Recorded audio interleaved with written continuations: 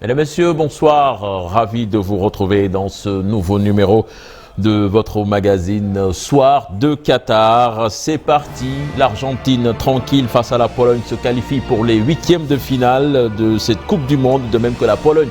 Bien que battue 2-0 par l'Albiceleste, la France, avec une équipe remaniée, perd devant la Tunisie. Malheureusement, une victoire insuffisante donc pour les Tunisiens, qui ne vont pas atteindre les huitièmes de finale de cette compétition. Nous reviendrons également sur la qualification des Lions du Sénégal et cette affiche qui promet face à l'Angleterre. Pour en parler, donc, je suis entouré de mes consultants qui sont là avec moi. Je commence par Lamine. Lamine, bonsoir. Bonsoir Cheikh Tidiane, bonsoir à tout le monde et bonsoir aux chers téléspectateurs qui nous regardent. Voilà, Cheikh Haïdara, bonsoir. Bonsoir Cheikh, bonsoir à mes doyens et bonsoir aux téléspectateurs. Bonsoir Tala. Bonsoir Cheikh Tidiane, bonsoir les deux chers je dirais, bonsoir Lamine et au doyen Hassan, donc et en plus des téléspectateurs de la TFM. Le doyen Hassan, maa ngi lay nuyu Hassan. sama doom nee na ma ñaan leen ngeen bañ ma waxati doyen. ñu ngi lay vieillir mais déjà que yéen ay jànq ngeen déjà. promis non léegi grand rek. nee na wax ko daal Marie Bandou nee na papa il faut qu'ils arrêtent de t'appeler doyen même partout on dit ça je dis bon. non grand léegi nee ko grand. Allez, ñu jël doyen bi bonjour la jeunesse et puis chers téléspectateurs, bonjour et encore une fois félicitations, vive le Sénégal. On l'appelle doyen parce que c'est notre grand dans le métier, c'est juste ça. Donc dañuy commencer ak match bi nga xam ne moom moo jeex léegi ci diggante Argentine ak équipe bu Pologne.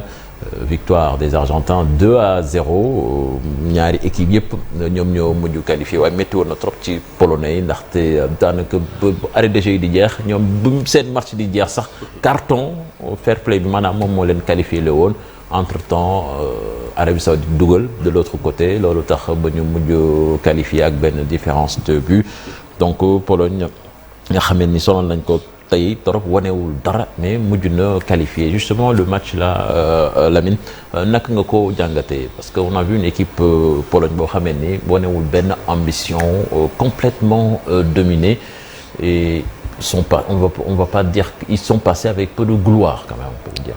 waaw match bi moom am na ñaari mi-temps yu wuute premier mi-temps bi du Pologne kese la mën a reprocher loolu ñoom dañ ñëwoon ak seen intention ne pas prendre de risques jouer bas et génn ses matchs nuls. Mais li ma jaaxaloon mooy attitude Argentine en premier mi-temps où dans les phases d'attaque arrivé dans la supposée zone d'accélération de finition tu voyais 4 Argentins marcher. C'est-à-dire que je me posais des questions quand est-ce qu'ils vont déjouer les Polonais pour marquer un but. Bon donc cette première mi-temps là vraiment c'est peut-être si. En fait c'est une façon de jouer parce qu'à un moment donné ñoom même seen phase offensive yi boo gisee ils y vont à 2 à l'heure c'est-à-dire que pour moi par moment da nga naan ñoom ci seen ay exploits individuels lañ ko yaakaaree. loolu mën nga ko xalaat. parce que mën nga xalaat mais c'est jaaxaloon na ma daal c'est-à-dire que équipe bu war ñëw pour gagner qualifier nga ñëw premier mi-temps bi. kee moom di xaar nu mu amee peut-être avec un joueur qui peut marquer un but improbable à tout moment mais nga ñëw di jouer à ce moo jaaxaloon na ma mais heureusement en deuxième mi-temps quand même ils ont mu ñu wax ci Coupe du Monde les gens réagissent. Il y a eu une réaction ils ont changé leur façon de jouer ils ont mis plus de vitesse et de mobilité dans le jeu loolu moo derrière mënoon nañu dóor Pologne ñu gën a bare lu tete peut-être Szczesny ou la Mahrez à certaines occasions. Donc Pologne bi li mu indi tey nii bu dee moom la nar indi li nga siy jàngal mooy ku fi ñëw ak sa bloc bas di nga jël but.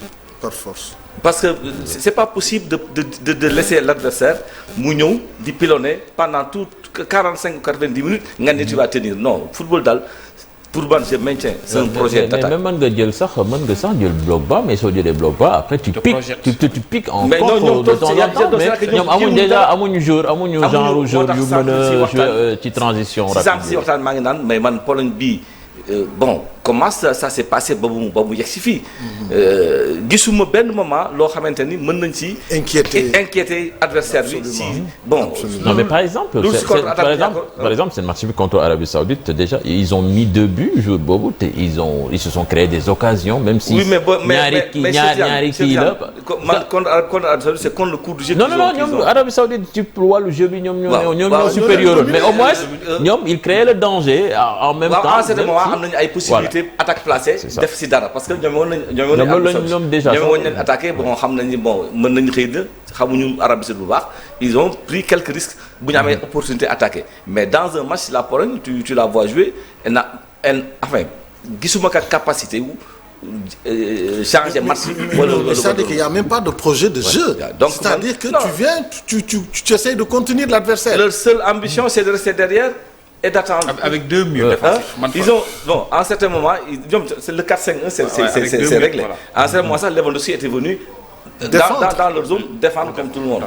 Parce qu'ils ont voulu peut-être l'économiser pour bu ñu amee contact moom kese mu jéem a isolé wu gars yi fekk si que comme on dit mais là c'est aussi loolu du match football.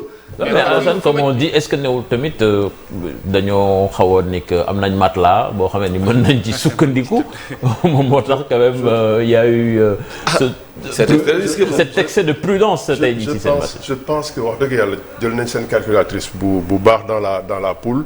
Il faut que ñoom ñu ñàkk largement il faut que ñi lay gagner largement et quelque part ça ils se disaient peut-être que xëy na Arabie Saoudite dina andi ils ont trop calculé mais maintenant dans le calcul aussi tu es sûr que si tu laisses le match à l'Argentine gagner la forcément tu prendras le premier de l'autre côté qui est déjà connu muy la France man ci calcul boobu xaw ma au change lan moo leen gënal est-ce que doo góorgóorlu gagner jëli ji Australie mais loolu aussi il faut nga am les moyens aussi. déjà leneen li am mooy. honnêtement je pense aussi que ñoom xam nañ à peu près seen bopp xam nañ seen capacité il fallait peut-être tenir le cap jàll ci pour bi mais defe naa seeni ambition war nañ ko. war sori trop mais on parle quand même de la Pologne. équipe boo xamee ni grand rendez-vous. yi am yëpp day ñëw. à chaque fois dañuy def éliminatoire ils jouent contre les grands de l'Europe et souvent ils se comportent bien. mais ce n'est plus le cas Cheikh Tidiane quand tu vois cette équipe-là. je pense que la c'est qualifié à la Coupe du Monde. mais qualifié nañu mais tey ñan ñoo koy yeggali. Coupe du Monde bi c'est-à-dire que ay trentenaires ñoo ci ëpp. ñoo xam ne ça fait plus de 10 ans 15 ans. yaa ngi leen di gis ñu nekk à ce niveau de compétition. mais on parle d'une équipe boo xamee ni. Il y a deux des meilleurs attaquants en Europe. Parce que non, ça ne suffit pas. Mais équipe, il faut que moi aussi ay locomotive. Un grand gardien. Zelensky, c'est l'un des meilleurs attaquants de la Serie A du côté de Naples. Tu as Lewandowski. ci banc bi am nga fi ay Milik. Mais il faut jouer au football. Capacité boobu la ñu amul.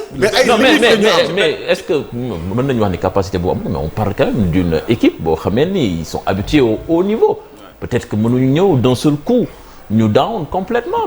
tey sax mënuñu aligner ñaari passes. mais Cheikh mais équipe day effondré wu parce que à un moment donné boo xoolee ñu constituer l'ossature même de l'équipe. ñan lañu ay gillit ci ngay gis ba léegi ñoom ñooy jouer ñoo war a tenir équipe bi nga nangu ne da ngay ñëw pour souffrir parce que à un moment donné quand tu regardes bien la morphologie du match. Tu te dis que ceux-là ils sont venus pour subir 90 minutes. mais t'as la Pologne ils sont traditionnellement comme ça. Pour le Pologne booy seet seen équipe yi ñuy am. Ils ont une longévité exceptionnelle. Moi c'est à partir de 78 que j'ai découvert Pologne ak ñoom Lato ak ñoom. Boniek Zarmak yooyu. donc ñooñu dama gis ni Pologne am nañ loolu moom si peut-être ça leur a donné cette stabilité. qui leur permet d'être présent tout le temps mais à un certain moment quand même il faut réussir des greffes utiles. pour booster un tout petit peu mais tournoi bokkul ak ay match à élimination directe parce que tournoi bi à un moment donné si tu dois jouer tous les 3-4 jours. mais après fraîcheur boobu dootoo ko mën fi ma leen di maye toutes ces circonstances atténuantes Cheikh mooy en fait aussi c'est une compétition donc il y a des lectures à faire. La Pologne aujourd'hui avait 2 lectures à faire c'est-à-dire comment faire pour peut-être ne pas perdre largement mais aussi comment faire pour gérer la question des cartons donc parce que tey dem nañ ba en un moment bi nga xamante ne xëy na suñu joué woon ci benn tempo mën nañ def ay fautes yu bëri ba écoper des cartons parce que cartons yi en un moment donné moo leen waroon départage donc xëy na joué nañ ci frein yooyu noonu en même temps ma pare non si j'arrive oui effectivement c'est xam nga le problème aussi bon on est face à une équipe boo xamante ne offensivement c'est une belle équipe man je me dis que la Pologne a fait ce qu'il devait faire donc Argentine moom ma xaw a décevoir sooy seet quoi parce que sur le plan offensif aujourd'hui je me dis que Argentine xëy na dañu am chance concrétiser les occasions là mais face à une Pologne qui est restée derrière yow tu parviens pas donc comme ni nga ko waxee sànq à trouver la faille donc dès l'entame du match et à corser même le score man foofu laa xaw a amee déception mais la Pologne quand même c'est pas une surprise parce qu'ils jouent tout le temps ils jouent comme ça avec des joueurs qui ont joué la Coupe d'Afrique des Nations en 2018 qui sont revenus des trentenaires comme ni ko Cheikh waxee donc la Pologne ne peut pas fa laa doon ñëwee aussi non fa laa doon ñëwee les trentenaires yi ñuy wax nii je pense que aussi faut relativiser parce que bul cibler ñaari ñetti nit le poids de l'équipe en fait. Fini non. Fii les vieux. Les vieux. Non, je te sors les trentenaires. C'est Kamil Glik, c'est Krychowiak, c'est Lewandowski. J'ai le dit à peu près, j'ai le dit les proches. Non, là, Kamil Glik, là, Kamil Glik, Lewandowski, je parle des joueurs de champ, avec Krychowiak. Et la moyenne de l'équipe, après, elle est de combien? Non, quand on parle de ça veut dire mais trentenaire, cette équipe n'est pas aussi vieux qu'on le pense. Non, et en plus, Lewandowski, c'est un vieux Bohameni, Koko Amon, c'est équipe Biolgo. Donc, on ne peut pas se dire que c'est une équipe de vieux, mais quel que soit même bu fekkee ne trentenaire la ñu wax mais trentenaire mais Cheikh Tidiane ça constitue par exemple la colonne vertébrale ça peut constituer la colonne vertébrale d'une équipe quand tu prends non attends tu as 33 trentenaires dans mais attends une colonne vertébrale c'est quoi c'est pas trop si trentenaire yi waaw da nga ciy yaakaar ñoom nga yaakaar mooy seen base de défense moom lañ yaakaar si défense c'est le plus lourd c'est le plus donc da ngay gérer sa défense par rapport à lui Lamine nangul leen peut-être cher que c'est des compétiteurs. Ils sont toujours là dans les rendez-vous. Tout le temps. Aujourd'hui, vraiment, ils n'ont rien produit. Mais attention, contre la France, ils peuvent t'amener un autre visage. Oui, bien sûr. Parce que moi, je me dis que c'est les calculs qui sont payants. Cette équipe-là, si elle joue contre la France comme ça... Non, pas comme ça. Ils ne vont pas jouer comme ça du tout. Elle va une raclée. Même si elle sort, même si elle ose délibérément, ils se sont gardés. Ils se sont même retenus. Ouais. Parce que, ils ont calculé. Comme tu dis, mais jamais Lewandowski n'a cherché à aller devant, aller s'imposer devant. Il est plutôt même revenu sauver des buts. Donc, c'est clair, le calcul était là. On ne peut rien aller faire. On se met là. On ne prend pas beaucoup et puis on passe. Et on gère les maintenant c'est évident. C'est-à-dire que c'est un calcul. Bon, ça pouvait ne pas s'avérer juste. Parce que tu prends 3-0. Mais tu es éliminé. D'autant plus qu'il y avait de la place pour prendre 3-0. Oui, c'est là où j'ai dit que l'Argentine n'a pas été... Et en plus, Messi a même raté un penalty. Non, et donc, dans tout ça... À ce moment, ils auraient peut-être réagi. De toute façon... Non, c'est clair.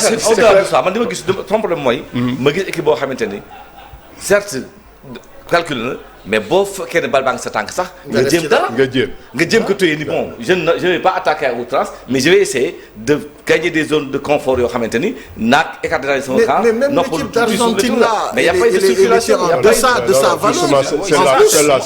C'est l'Argentine qui n'a pas produit quelque chose parce qu'ils ont joué dans le barycentre polonais mais ils ne parvenaient pas à la Pologne ils sont en train de gérer la compétition. Moi je suis d'accord quelque part. Mais déjà aussi ci équipe argentine bi aussi est-ce que quelque part aussi on lui fait pas un mauvais procès parce que il y a pas une force de frappe devant que c'est pas une équipe exceptionnelle mais aussi c'est une équipe boo xamee ni c'est une équipe difficile à jouer parce qu'il y a de l'intensité. Je te disais tout à l'heure. C'est une équipe qui te presse. Non. Je disais tout à l'heure. Pas autant convaincu que tu ne le dis là. Non, mais c'est parce que c'est pas génial. C'est pas une équipe géniale, ça on le sait. Non, mais c'est pas une équipe géniale. Mais l'Argentine elle a contrôlé son match. Non, aujourd'hui, comme ça a été le cas face au Mexique. Moi j'ai suivi l'Argentine. Je me dis l'Argentine leur principal problème c'est le milieu de terrain. Parce qu'aujourd'hui De Paul même bu ñu doon critiquer tey il a fait un bon match mais sur le plan de l'apport offensif. Donc ci milieu de terrain ils ont d'énormes difficultés. Non mais qui a fait la passe non sur le deuxième but? c'est-à-dire de base. Non de base. Non c'est-à-dire de base. L'Argentine avec Lo Celso boobu ñuy xeeb c'est lui qui faisait le travail offensif. Ouais, et il reposait Messi. On a vu Hernandez, je suis d'accord, le mais jour de c'est Benfica problème qu'on a greffé et qui a Fernandez, il est fait bon. un excellent match. C'est lui-même qui amène le deuxième but. Mais moi je me dis que le coach se cherche toujours. Gis nga le duo Fernandez d'épaule a un peu marché mais face à une équipe qui n'a pas joué au niveau de la zone de préparation. La Pologne était dans son dans sa zone.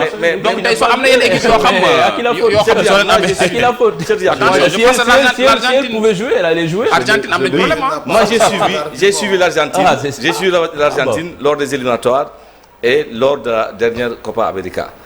C'était une équipe quand même qui s'imposait. Point de vue intensité dans le jeu, avec beaucoup de vitesse. Et qui était sur 35 matchs sans défaite. Donc aujourd'hui, ce qui m'a surpris, c'est-à-dire que j'ai pas compris. Il faut prendre des photos sur l'équipe d'Argentine quand elle attaque. Tu as 4 joueurs qui marchent.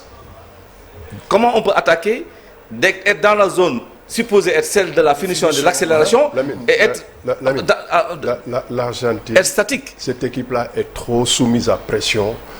Tout le temps et partout. Non, je la vois moins créatrice. Leur malheur mooy l'erreur d'être battu par l'Arabie Saoudite.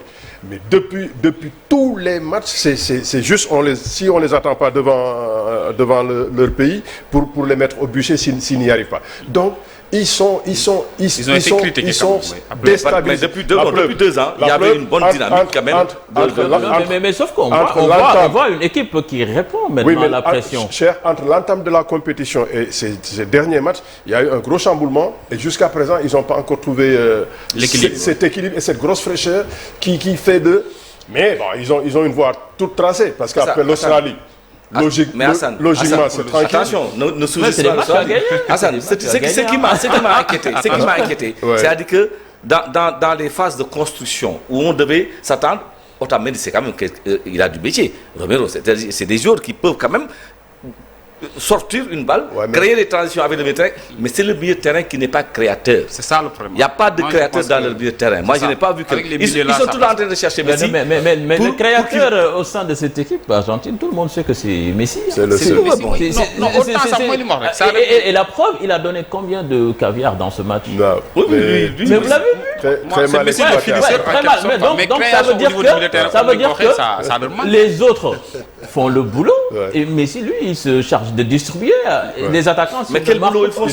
Quel boulot ils font? Parce que moi, j'ai pas vu de boulot réel de recherche. Non. D'épaule combatif. Non, mais quand même, si on parle d'objectivité, moi, quand même, je vous dis que quelque part aussi, vous minorez trop ce qu'a fait l'Argentine. Parce que quand vous dites que c'est vrai que c'est pas une équipe géniale, c'est pas des attaquants qui dribblent 3 jours et qui frappent au but. Non, on n'a pas besoin de dribbler, on a juste besoin de voir des accélérations, des tirs, des appels. Quelque chose de créatif. Parce que quand même, vous n'en avez pas vu aujourd'hui. Et le deuxième but argentin. Il n'y a rien de... Par rapport à leur statut de favori, je reste sur ma fin. Mais l'Argentine, pour qui connaît l'Argentine, c'est que cette équipe, depuis plus d'une décennie... C'est comme ça qu'elle y arrive. Elle joue comme ça. C'est comme ça qu'elle a gagné la Copa América. C'est comme ça. Sauf qu'elle créait quand même. Elle était créée. Si elle rencontre de grandes équipes capables de pouvoir répondre. Non, désolé, mais rien n'a changé. Désolé, mais pour ce qu'ils ont montré aujourd'hui entre l'Argentine et la Pologne, je pense qu'on doit autant s'attarder sur. On se donne rendez-vous. Aujourd'hui, c'est la Pologne qui était trop faible, mais que l'Argentine, bon. On les revoit Ils sont pas bons, mais c'est la Pologne qui était trop faible. Est-ce que c'est la Pologne qui a joué sur des stratégies? Pour faire le match jouer 2, moi mais quand même, on aurait pu. Je préfère la Pologne qui a joué sur des stratégies. Loolu la moom gën. Bon. On verra. On les verra samedi et dimanche. J'espère que dinañu andi beneen xar kanam. Argentine va avoir. Non, c'est sûr qu'avec face à la France duñu jouer nii quand même. France moom xëy na soo xam ne va avoir l'Australie. Mais ne sous-estime pas l'Australie, parce que l'Australie, c'est des gens qui se donnent. C'est un client prenant. L'Australie, ils viennent de battre le Danemark.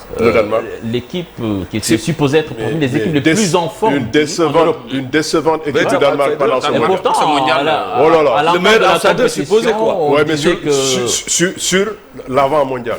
Mais sur ce qu'ils ont montré pendant le mondial, c'est la grosse déception. Le Danemark, mais compétition bi dafa la gestion aussi ils sont complètement à côté. Il faut savoir gérer cette coupe du monde là. gis nga par exemple Argentine bu doon équipe bu mag je pense que du agsi fii. parce que ils ont reçu comme ni ko doyen waxee.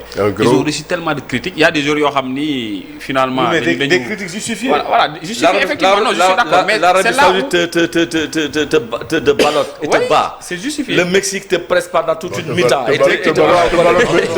pense que quelque part il y a un peu. Attends, vous avez regardé le match contre l'Arabie Saoudite? En dehors de leur but sur hors-jeu et hors-jeu réel, on ne peut pas revendiquer autre chose. L'Arabie Saoudite, on le reverra samedi, mais je pense à la mi-temps, ce match-là, ça pouvait faire facilement 4-0. Mais ils n'ont pas trouvé de solution.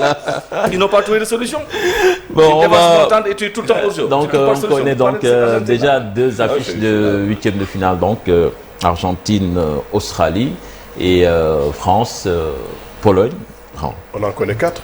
Non, pour aujourd'hui, pour la journée d'aujourd'hui. Donc, c'est deux matchs donc, qui semblent a priori faciles pour les Argentins et pour les Français.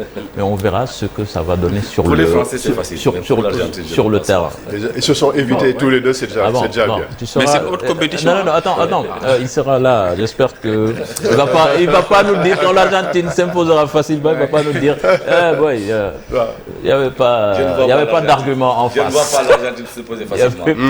Mais on verra. Bon, c'est un match de huitième de finale. Ce n'est jamais facile. Donc on va voir ce qui s'est passé avant. C'était ce match entre la France et la Tunisie. Malheureusement pour nous Africains, on aurait aimé que la Tunisie passe. Et malgré cette belle victoire face aux Bleus, ça n'a pas été le cas. La faute aux vaillants Australiens donc, qui se sont imposés face au Danemark. Donc suivons le résumé de ce match entre l'équipe de France. Voilà, donc encore une défaite de la France face à une sélection africaine, à la Tunisie, comme ni ko waxee malheureusement yëf yi sottiwul. Et on est très malheureux pour la Tunisie. Alors Lamine, je pense que Tunisie, c'est une qualification. Je pense qu'avant la ñu ko raté, mais pas tey jii quand même. Oui, c'est du tey bien que tey amoon nañu place en première mi-temps. Pour mettre 2 ou 3 buts yoo xamante ni dafay leer pour ñu bousculer affaire yi tuuti mais bon malheureusement ils vont avoir des regrets parce que le avant-dernier match foofu ak match bi def contre Danemark foofu la ñu amee woon possibilité vraiment def un tournoi nickel. Parce que man li may jàppal mooy li ñu wane si ñaari match yooyu mënoon nañu si génn France doolu leen sax ñu qualifié parce que ñaari match yooyu vraiment parce que je pense surtout contre Australie que Tunisie dafa nekk équipe boo xam ne ni ko wax rek moom adversaire bi su magee rek mu yëkkati malheureusement mais man bett nañ ma quand même point de vue qualité de jeu ak li ñu indi daal parce que vraiment indi nañ équipe te booy xool seen progression dans le jeu dans la construction ils ont vraiment puisé au plus fort pour imposer un style de jeu et ils arrivaient dans la zone adverse avec des possibilités de décalage pour pénétrer et percer les défenses donc loolu équipe bu ko mën yaa ngi liggéey quoi. Mais ça a toujours été le cas. Non attends on a vu quand même am na match yoo xam ne Tunisie surtout bi ñu ñëwee ko def rek da nga naan ndax Tunisie bi mën na dem Coupe du monde. Mais même parfois. Mais si tournoi bi quand même. Mais même en Coupe d'Afrique, si on se rappelle bien, quand la Tunisie rencontrait le Sénégal.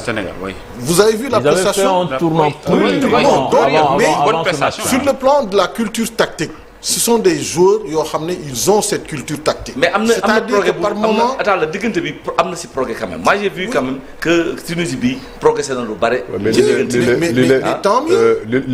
Je pense que li leen sonal.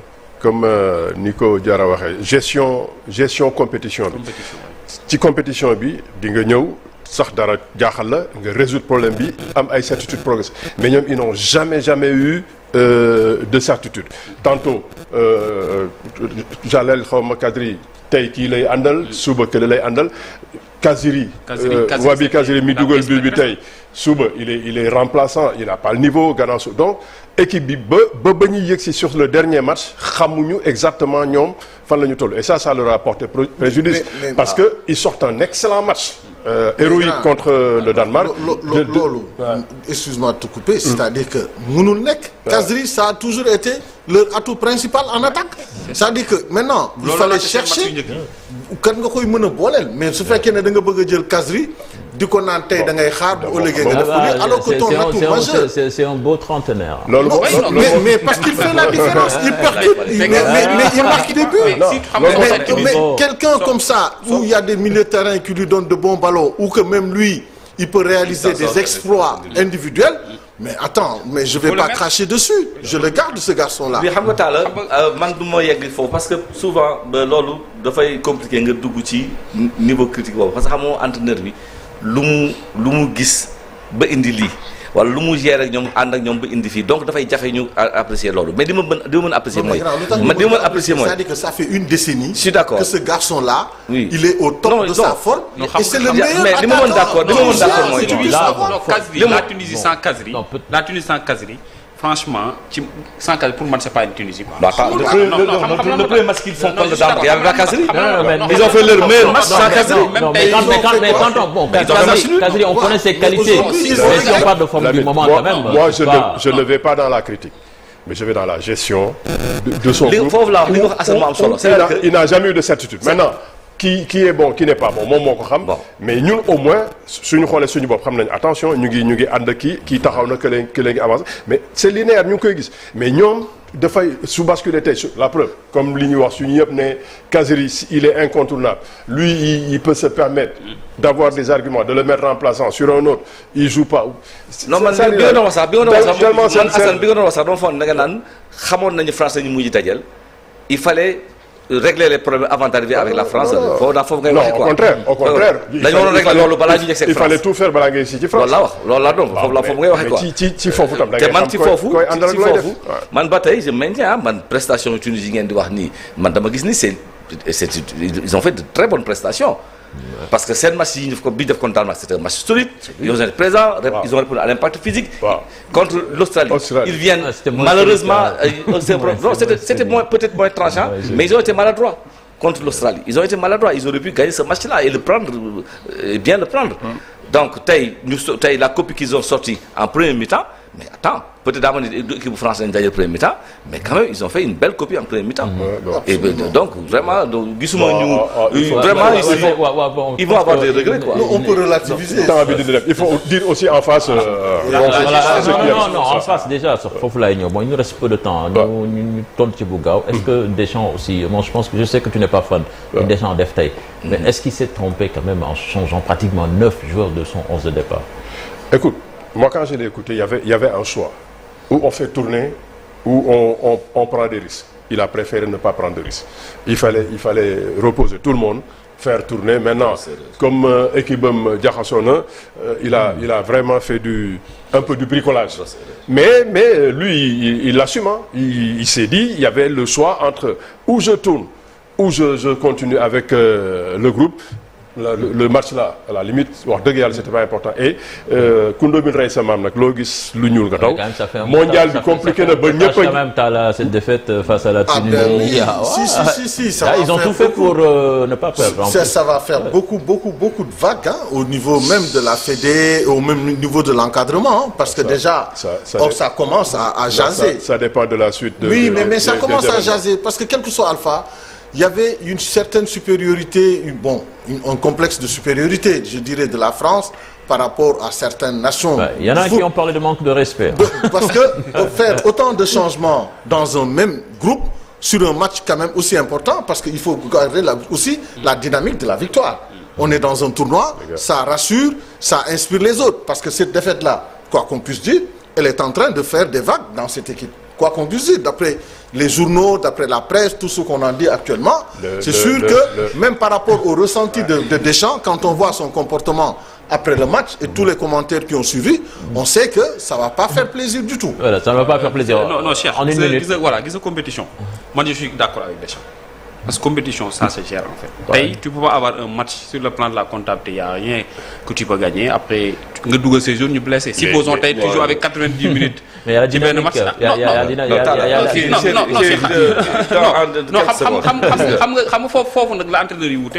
tu as sa vision. Mais moi, je suis parfaitement d'accord avec lui. Il ne faut pas prendre de risques. pour man coupe du monde c'est la comptabilité d'abord quoi. Les considérations extra footballistiques l'autre c'est de l'autre côté. Les gens vont critiquer, commenter et tout, mais après c'est itinéraire, il faut le gérer. Donc je pense qu'il est dans cette gestion. C'est mon avis personnel. Oui. Moi, j'adopte la philosophie allemande. Maximum de rigueur, minimum d'erreur. Quand on vient dans un tournoi avec des ambitions comme champion, on a préparé une ossature, on vient avec des certitudes sur le plan de jeu et sur le plan de ton effectif. Ces joueurs sont des professionnels. Mais la France n'a pas gagné son troisième match. Ces joueurs sont des professionnels. Ces joueurs sont des professionnels préparés à gérer ces tensions utiles, nerveuses, utiles dans la haute compétition pour aller jusqu'au bout. On ne change pas comme ça. Tu casses une dynamique. Lors le match, je ne le ferai pas. Ce que tu dis là, ça ne nouille pas au football. On ne vient pas en compétition avec des mondial bi diggante ñaari match ils sont préparés pour cela. C'est bon, on a entendu le supporter. Il ne faut jamais commettre cette erreur-là. Le supporter de la Mannschaft qui risque de ne pas prendre le deuxième tour. Voilà. On va donc aller suivre cet élément de Cheikh Sadibou Diarra. C'est pour parler de l'équipe nationale du Sénégal. Bon, de cette affiche entre Sénégal et Angleterre. Et dans ce match, on risque de voir des joueurs, des coéquipiers en club qui vont se rencontrer. Et ce genre d'histoire-là, on connaît ici au Sénégal. C'est avec Cheikh Sadibou Diarra. Depuis quelques années, les championnats anglais sont les destinations favorites de beaucoup de footballeurs, notamment de nombreux internationaux sénégalais. Ils sont au total 9 lions, évoluant en Premier League et en Championship, qui vont rencontrer les Three Lions en 8e de finale de la Coupe du Monde 2022. Ce qui augure de chaudes retrouvailles entre coéquipiers en club, des joueurs qui se connaissent bien. Le gardien Edouard Mendy et le capitaine Kalidou Koulibaly de Chelsea vont faire face à Conor Gallagher, Mason Mount et Raheem Sterling, avec qui ils partagent le même club. Le milieu de terrain Idrissa Gana Gueye va lui manquer le rendez-vous avec le portier titulaire de l'Angleterre, Jordan Pickford, son partenaire à Everton. De son côté, Nampalys Mendy espère montrer à la star de son club Leicester,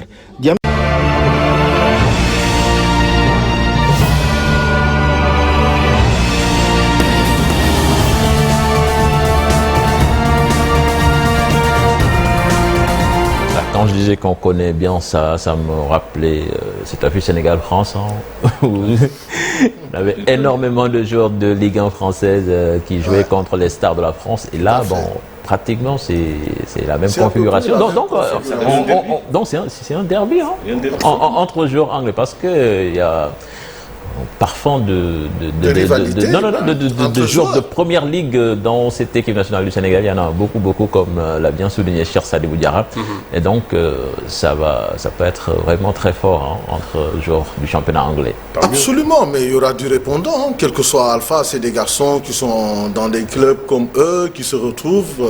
Et je pense quand même que quelque part, ils doivent répondre présent en se disant aujourd'hui, pour certains, c'est déjà une chance de montrer toute leur qualité.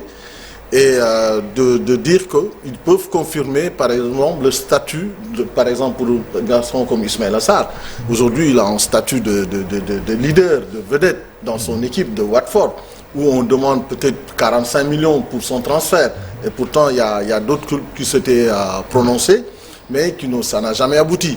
Et donc, pour d'autres, même, par exemple, si on leur donne la possibilité de pouvoir s'exprimer, davantage un garçon comme Pamatar ou Eliman qui joue aujourd'hui ou qui même a été approché par Liverpool à un moment donné, on en a parlé.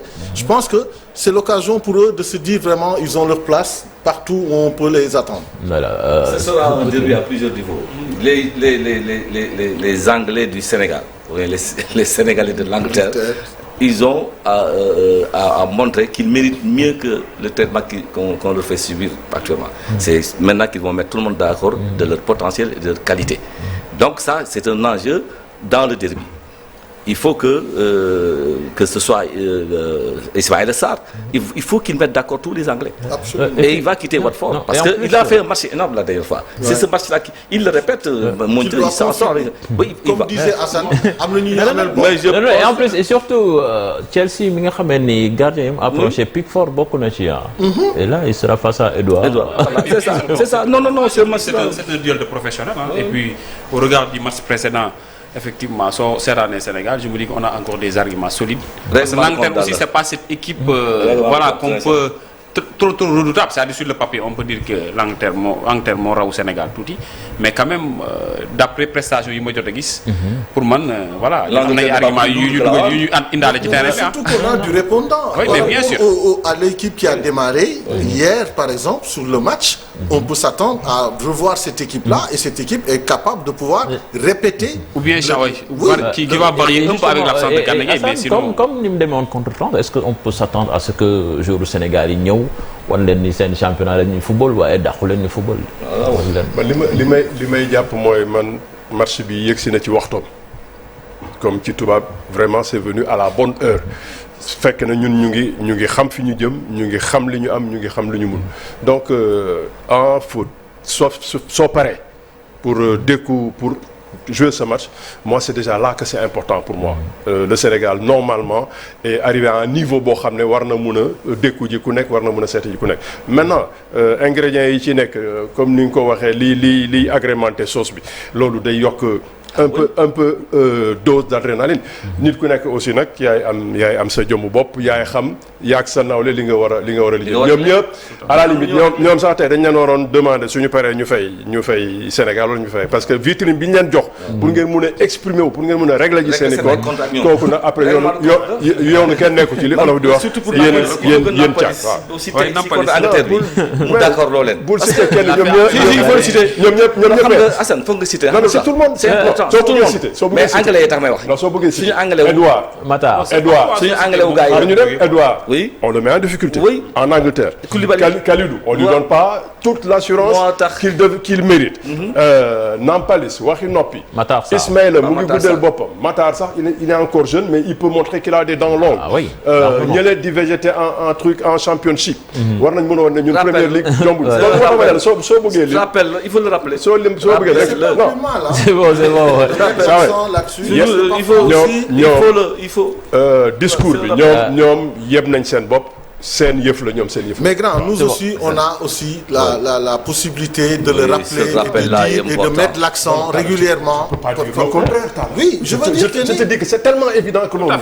Mais mettre l'accent c'est pas plus mal. daf lay gën a ñaax. Voilà, c'est bon c'est bon et puis en plus avant de boucler tëj kii bi tëj émission bi souvent ñi ngi def le rappel là entre Sénégal ak Angleterre ci Jeux olympiques yi mais boobu c'était beaucoup plus Sénégal Royaume-Uni quand même parce que c'était une sélection ay ñoom Ryan Giggs yooyu yëpp ñoom ñëpp ña nga ci woon te duñu ay anglais donc bien même si Aliou Cissé moo newoon ci banc au Sénégal bi ak Karim Séga Diouf ak tam il y a eu quelques joueurs ñoom Cheikhou Kouyaté Sadio Mané malheureusement on aurait aimé vraiment qu'il joue ce match face à l'Angleterre mais du ci bokk ñun léegi mën nañ préparer match li si yokk xorom si préparation bi mooy du loolu ñuy wax ni si rappel boobu mooy yokk ci préparation voilà merci Lamine merci Cheikh Aïdara merci Talla et Assane Sène donc on se retrouve demain Inch'Allah à la même heure excellente suite des programmes en compagnie de la Télé Futurs Médias au revoir.